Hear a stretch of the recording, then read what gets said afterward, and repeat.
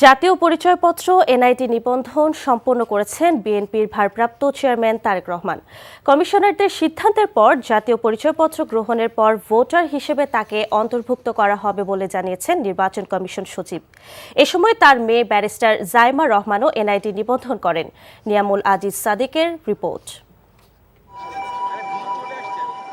দীর্ঘ 17 বছর লন্ডনে নির্বাসিত থাকায় দেশের সব ধরনের নাগরিক সুযোগ সুবিধা থেকে বঞ্চিত বিএনপির শীর্ষ ব্যক্তি তারেক রহমান। নির্বাচন কমিশন বিশেষ ক্ষমতা বলে তাকে ভোটার হতে নিবন্ধনের সুযোগ দেন। সকাল থেকেই তাই কড়া নিরাপত্তা ব্যবস্থা ছিল পুরো আগারগাঁও এলাকা জুড়ে। প্রথমে তারেক রহমানের সহধর্মিণী ও তার মেয়ে জাইমা রহমান ভোটার নিবন্ধনের আবেদন করেন। দুপুর 1টায় তারেক রহমান কমিশনে এসে চোখের আইরিশ, ফিঙ্গারপ্রিন্ট ও তথ্য শনাক্ত করে স্বাক্ষর দেন।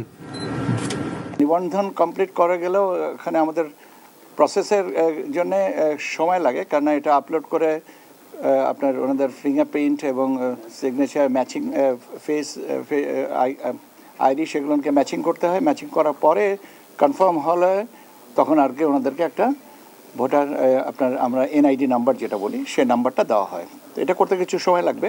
তারেক রহমানকে ভোটার হতে পুরো কমিশনের সম্মতি লাগবে বলে জানিয়েছেন সচিব। বলেন, সম্মতি পেলে 24 ঘন্টার মধ্যে অতিরিক্ত ভোটার তালিকায় তিনি অন্তর্ভুক্ত হবেন।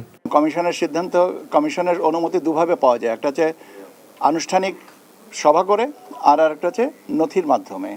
এখন কমিশন যে পদ্ধতিতে অনুমোদন করবেন সেটা আমরা নথি উপস্থাপন করব নিষ্পত্তির জন্য। কমিশন যদি বলেন যে সভা করবেন তাহলে সভা করবেন, আর যদি মনে যে নথিত প্রক্রিয়াজাত করে দিবেন, এটা তো কমিশনের এখতিয়ার। ঢাকা 17 আসনে 19 নং ওয়ার্ডে ভোটার হিসেবে তিনি ও তার কন্যা তালিকাভুক্ত হচ্ছেন।